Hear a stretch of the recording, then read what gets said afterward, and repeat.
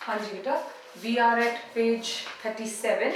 ठीक है, हमने अभी तक सारी फ्रूडन थ्योरी कर ली थी, फ्रूडन अप्रोचेस पढ़ रहे थे बेटा हम, पर्सनालिटी डेवलपमेंट की स्टेजेस भी कर ली.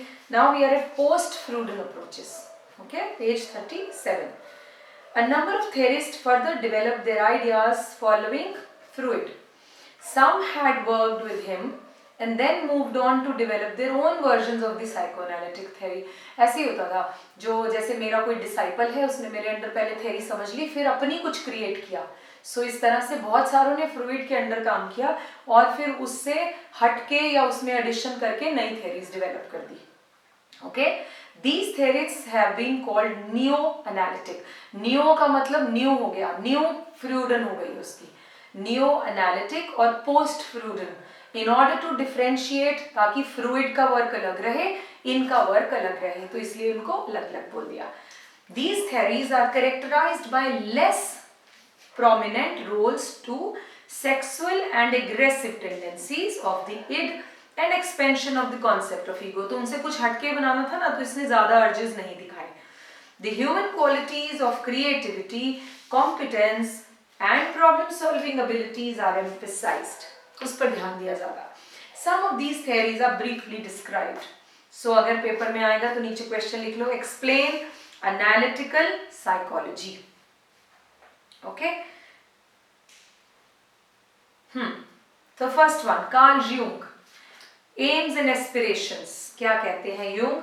Jung worked with Freud in his early stages of career. उसके साथ ही he was his disciple. But later on he broke away from Freud.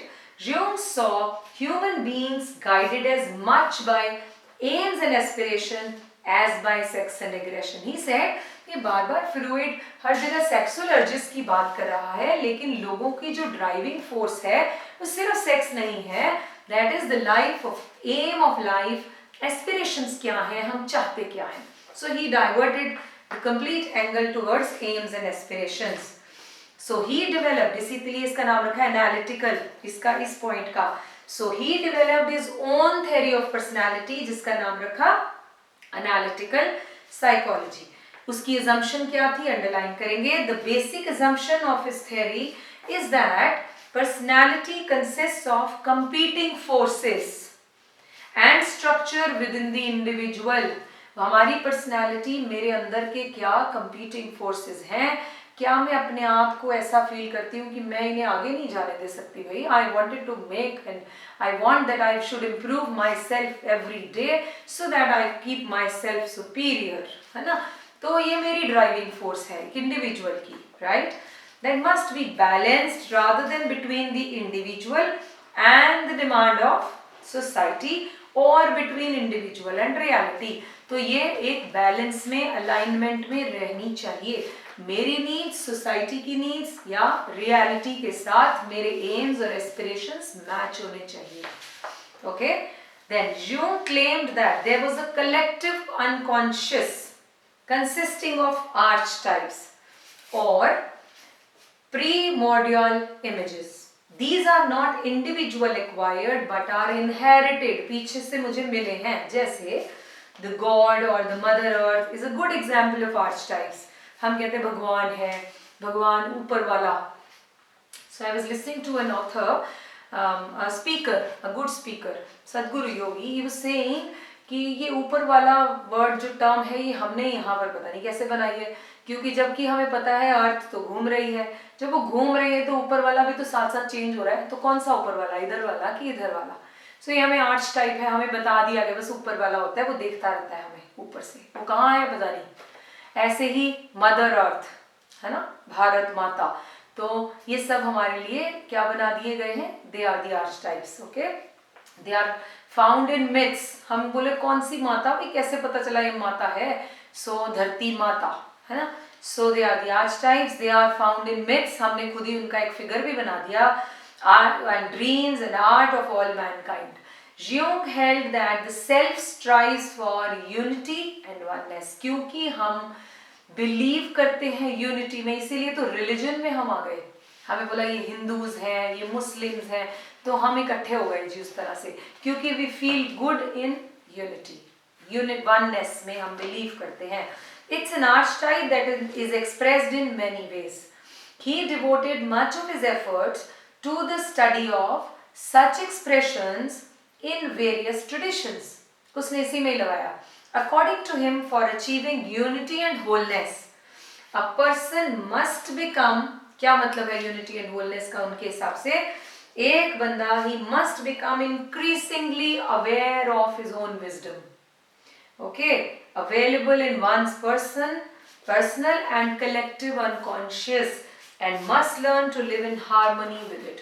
मतलब मेरे लिए जो मेरा अपना wisdom जो मेरे पास है, available है, मैं उसी के साथ ही रहने को oneness कहती हूँ. Okay, this is according to him the meaning of oneness. Karen Horney ने क्या कहा? Okay, so Karen Horney ने अपनी तरफ से क्या explain किया? Horney was another disciple of Freud, who developed a theory. She was a lady, so who developed a theory that deviated from basic Freudian principle. ये तो फिर female उस पे ground पे चल पड़े. She adopted a more optimistic way of human life with emphasis on human growth and self-actualization. She talked about human growth और अपना self-actualization समझते हैं. Why did I take birth? मुझे ये जिंदगी मिली क्यों है, इसके बारे में जानना. Horney's major contribution lie in her challenge to Freud treatment of women as inferior. She didn't like that he always talked about women as inferior. Not in this book, but routine में. According to her, each sex has attributed, underline कर लीजिए इसको, to be admired by other, and neither sex can be viewed as superior or inferior. वैसे ये जो male dominating system रहा है, ये सिर्फ इंडिया में नहीं है बेटा. It was seen in developed Nations also. हमारे यहाँ तो वोटिंग राइट फिर लेडीज को बड़ी जल्दी मिल गया था. बहुत सारे ये वेस्टर्न नेशंस में तो बहुत सालों बाद मिला. इसका मतलब उनके वहाँ भी विमेन को इंफीरियर ट्रीट किया जाता था, तभी तो इन लोगों की मेंटालिटी वैसी थी. She countered that women were more likely to be affected by social and cultural factors than by biological factor. मुझे मेरी basic मेरी need urges food satisfy होती हैं या नहीं, फर्क नहीं पड़ता. मुझे self respect मिलती है कि नहीं सोसाइटी में, क्या मुझे equality मिलती है मेरे भाई के बराबर, मेरे husband के बराबर. I am more concerned about my social growth. Okay, so she argued that yes, I was here only. She argued that psychological disorders were caused by disturbed interpersonal relationship. क्योंकि interpersonal relationships शुरू से बचपन में ही मुझे different बना दिया गया mail और फीमेल को, तो मुझे क्या हुआ? Psychological disturbance. When parents' behavior towards a child is different, discouraging, erratic, child feels insecure and a feeling. This is called basic anxiety results. Alright, basic anxiety को underline कर लो, question में आ सकता है. Deep resentment towards parents और basic hostility occurs due to this anxiety. फिर मेरी hatred उनके लिए बढ़ जाती है. By showing excessive dominance or indifference, वो मेरे ऊपर ज़्यादा ही dominate करने की कोशिश करते हैं या मुझे और मेरे भाई को अलग-अलग treat करते हैं. So, or by providing too much or too little approval, मतलब excess and less, both are bad.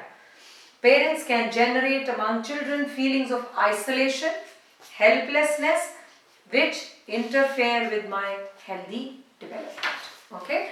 Then, Alfred Adler आ गए जी बीच में. ये इसने बात की किस पर?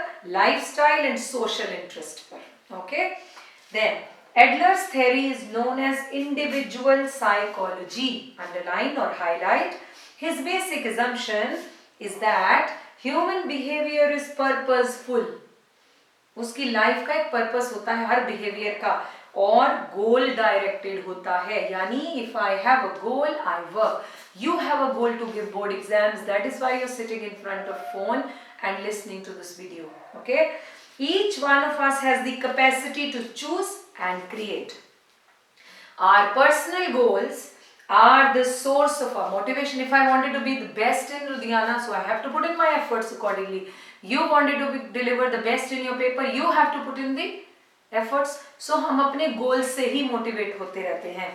The goals that provide us with security and help us in overcoming the feeling of inadequacy are important in our personality development.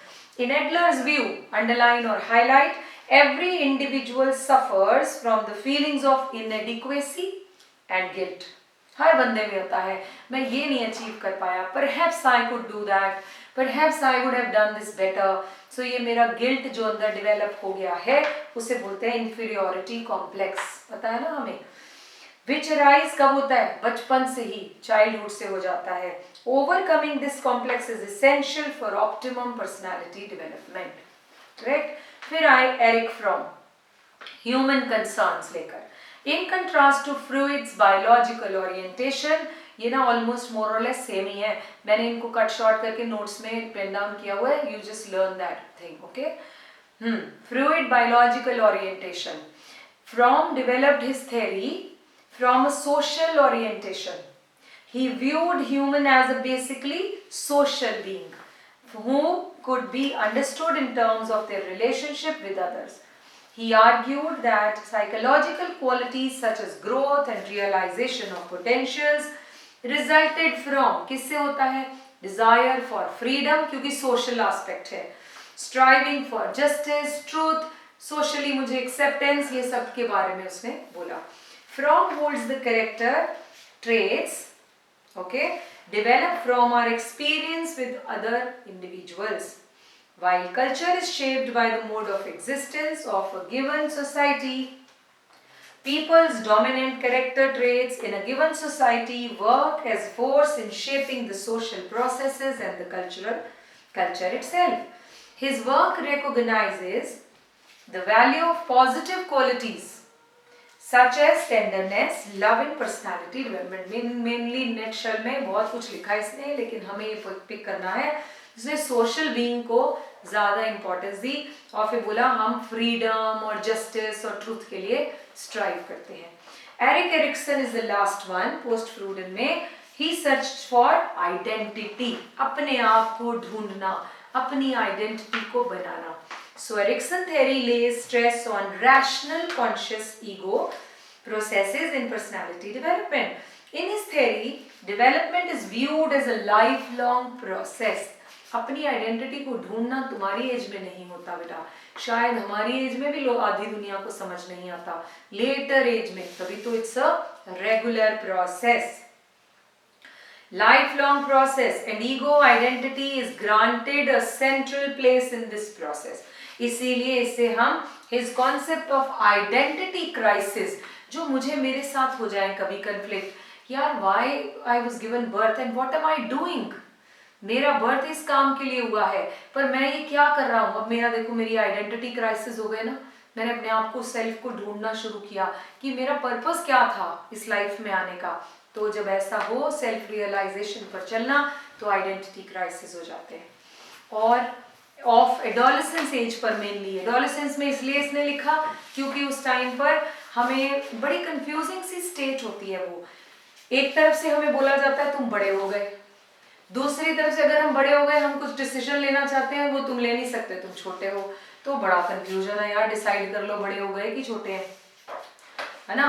सो कुछ काम कराना है तो तुम बड़े हो चुके हो. When it comes to taking decisions अभी नहीं ले सकते. So that time you face identity crisis कि हो क्या रहा मेरे साथ, कंफ्यूजन है यार, बड़े हो गए कि नहीं हुए, होना है कि नहीं होना. So that in that age, okay, has drawn considerable attention. Erikson argues that young people must generate for themselves a central perspective और अपने लिए एक डायरेक्शन बनाएं that can give them meaningful sense of unity and purpose. अपनी life को एक purpose दें. कैसे देंगे? गोल सेट कर लें, फिर आपको आइडेंटिटी क्राइसिस नहीं फेस करने पड़ते. Psychodynamic theories face strong criticism. तो ये अलग से क्वेश्चन बन गया कि साइकोडायनामिक थ्योरी के क्रिटिसिज्म्स क्या हैं, इनकी कुछ प्रॉब्लम्स हैं. Yes. Number 1, the theories are largely based on case studies. They lack in rigorous scientific base. कुछ नहीं है, कोई भी अपने हिसाब से कुछ भी बोल रहा है. So there are no scientific proofs, जिसे हम कहते हैं लॉजिक देना, वो नहीं है. Number 2, they use small and typical individuals as sample. किसी पर्टिकुलर थोड़े से लोगों पे लगाया और जनरलाइज कर दिया, सब ऐसे ही सोचते हैं. ऐसे नहीं हो सकता, सैंपल साइज भी तो सफिशिएंट होना चाहिए ना. So they generalized. Then third, The concepts are not properly defined. अब हमें कुछ आधी बातें तुम खुद ही assume कर रहे थे. So they're not properly defined.